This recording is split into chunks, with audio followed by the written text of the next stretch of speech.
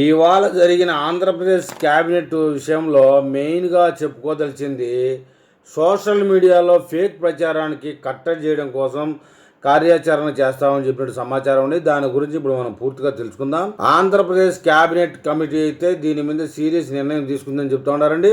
ఏదైతే social media అయితే ఉందో దానికి సంబంధించి మొత్తంగా యూట్యూబ్ ఛానల్స్ నడిపేవాడిని సైతం వారిది రిజిస్ట్రేషన్ కార్యక్రమం ప్రారంభించబోతా ఉంది. సోషల్ మీడియా అయితే ఈ మధ్య కాలంలో విపరీతంగా రెచ్చిపోతా ఉంది, అది అందరికీ తెలిసిందే. దాని వల్ల కొంత ప్రయోజనం ఉంది, మరి కొంత నష్టము ఉందన్న విషయం ప్రతి వాడికి తెలిసిందే. మంచి సమాచారాన్ని కూడా స్ప్రెడ్ చేస్తా ఉన్నారు. ఇందులో రాజకీయం కన్నా వంటలకు సంబంధించింది, ప్రభుత్వ పరంగా గ్రామ సచివాలయాల్లో జరిగేటువంటి సేవల విషయం అయితేనేమి, ముఖ్యంగా పథకాల గురించి అయితేనేమి, వ్యవసాయానికి సంబంధించిన ఛానల్స్ అయితే లెక్కే లేదు. రాజకీయంగా అయితే పుట్టలుగా పట్టుకొచ్చే కొన్ని న్యూస్ ఛానళ్లు మొన్ననే చూసాం. 200 మంది షార్ప్ షూటర్లు జగన్మోహన్ రెడ్డి లేపేయడానికి విజయవాడలో దిగారని చెప్పేసి ఒక మహానుభావుడు, పేరెందుకు ఎన్ని మాటలు చెప్పుకున్నా వాడి పేరు దండగా, వాడైతే ఒక వీడియో చేయడం జరిగింది. ఆ వీడియో సోషల్ మీడియాలో రాలేదు, శాటిలైట్ ఛానల్లోనే వచ్చింది. పోలీసులు విచారణకు వెళ్తే కనుక ఏమిరా నీకు ఎట్లా వచ్చిందిరా ఈ సోర్స్ అంటే, నేను రైల్లో ప్రయాణం చేస్తుంటే పక్కన వాళ్ళు చెప్పుకుంటా ఉన్నారు కిటికీ దగ్గర కూర్చొని, దాన్ని నేను న్యూస్గా పబ్లిష్ చేశానని చెప్పాడు ఏదో. ఇంకా ఈ పోలీసులు అనేవాళ్ళు వాడు పక్కన ఉండే వాళ్ళని పట్టుకురావడం ఎలా సాధ్యం అవుద్ది? దానికి సంబంధించే అందుకోసంగా కేంద్ర ప్రభుత్వానికి సంబంధించి యూట్యూబ్ ఛానల్ రిజిస్ట్రేషన్ కార్యక్రమం అయితే చేపట్టబోతోందట. రాష్ట్ర ప్రభుత్వం సైతం ఎవరెవరు యూట్యూబ్ ఛానల్స్, ముఖ్యంగా న్యూస్ ఛానల్ కి సంబంధించి మిగతా ఛానల్స్ జోలికి ప్రభుత్వం వెళ్లే అవకాశం కనబడడం లేదు, కేవలం న్యూస్ ఛానల్ అని చెప్తా ఉన్నారు. ముగ్గులేసే ఛానల్స్, వంటలు చేసే ఛానల్స్, జాకెట్లు బ్లౌజులు కుట్టే ఛానల్స్, వీటన్నిటితో పని లేదట.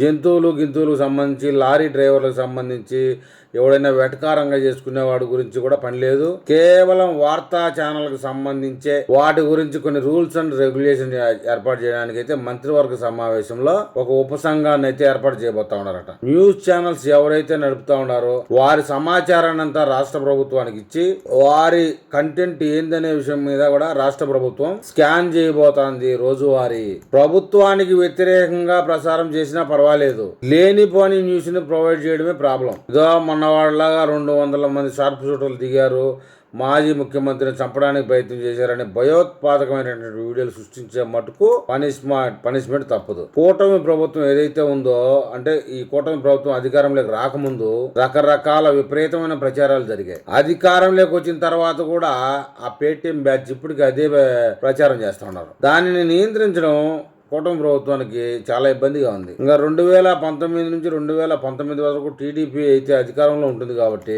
గతంలో ప్రతిపక్షంలో టీడీపీ ఉన్న సందర్భంలో 32 లక్షల స్నాకులు తిన్నాడు, చిరుతులు తిన్నాడు అని చెప్పేసి వార్తా ప్రచారాలు చేయడం కూడా మనందరికీ తెలిసింది. అది ఓన్లీ సాక్షిలోనే. యూట్యూబ్ ని, సోషల్ మీడియాని అదుపు చేస్తామని ఇప్పుడు నిర్ణయం అయితే తీసుకున్నారో బాగానే ఉంది. మరి సాక్షి ఛానల్ని నియంత్రించడం చంద్రబాబు నాయుడు కానీ, పవన్ కళ్యాణ్ కానీ, లోకేష్ బాబు వల్ల కూడా కాదు. ఇప్పుడు మనం మాట్లాడుకునేదంతా చూస్తుంటే పిచ్చికి మీద బ్రహ్మాస్త్రం వేస్తున్నారేమో అనిపిస్తుంది. బ్లూ పేటిఎం బ్యాచ్, కూలి పత్రిక న్యూస్ ఉంది ఏదైతే ఉందో ఆ పత్రికల్లో రాస్తే మీరు ఏమి అదుపు చేయలేకుండా ఉన్నారు కూటమి ప్రభుత్వం. అలాగని కేంద్ర ప్రభుత్వము అదుపు చేస్తుందంటే అది కూడా అయ్యే పని కాదు. తెలుగులో, తమిళ్లో, కన్నడంలో ప్రసారం అన్నిటినీ నియంత్రించాలంటే కేంద్ర ప్రభుత్వం వల్ల అయ్యే పని కాదు. వెంకటేష్ నాయుడు అనేవాడు తెలుగుదేశం క్రియాశీలక పార్టీ కార్యకర్త అని చెప్పేసి నిన్నగాక మొన్న వైరల్ చేశారు. చంద్రబాబు నాయుడుతో ఫోటో ఉంది, పవన్ కళ్యాణ్తో ఫోటో ఉంది, లోకేష్తో ఫోటో ఉంది, చెవిరెడ్డి భాస్కర్ రెడ్డికి డమ్మీ అభ్యర్థిగా నామినేషన్ వేసినోడు, పెద్దిరెడ్డికి అత్యంత సన్నిహితుడు, జగన్మోహన్ రెడ్డితో ఫోటో ఉంది, భారతితో ఫోటో ఉంది. వాడిని రాజకీయంగా వైసీపీ ఎట్లా వాడుకోవాలంటే అట్లా వాడుకుంటుంది, కేవలం సోషల్ మీడియా మాధ్యమం ద్వారా. ఇంకా చెప్పుకోదలిస్తే తమన్నా గురించి, లిక్కర్ స్కామ్ గురించి, ఇంకా తమన్నా నన్ను గాని లిక్కర్ స్కామ్ లో లాగారో మీ బతుకు బస్టాండ్ చేస్తానని బెదిరిస్తా ఉన్నారు ములుగు మీడియా. ఆ విధంగా ప్రధాన మీడియా అనేది ఎలాగూ ఏ పార్టీ ఉన్నప్పటికీ బ్లేమ్ చేయలేదు, కానీ యూట్యూబ్ ఛానల్స్ మటుకు వాటి రిజిస్ట్రేషన్ సంబంధించి వాళ్ళు ఏ కంటెంట్ పెడుతున్నారనే విషయం రిజిస్టర్ చేసుకునే కార్యక్రమం అయితే రాష్ట్ర ప్రభుత్వాన్ని సన్నాహాలు చేస్తా ఉంది. రాబోయే అతి తక్కువ రోజుల్లోని కార్యక్రమం మొదలు పెట్టబోతా ఉన్నారట.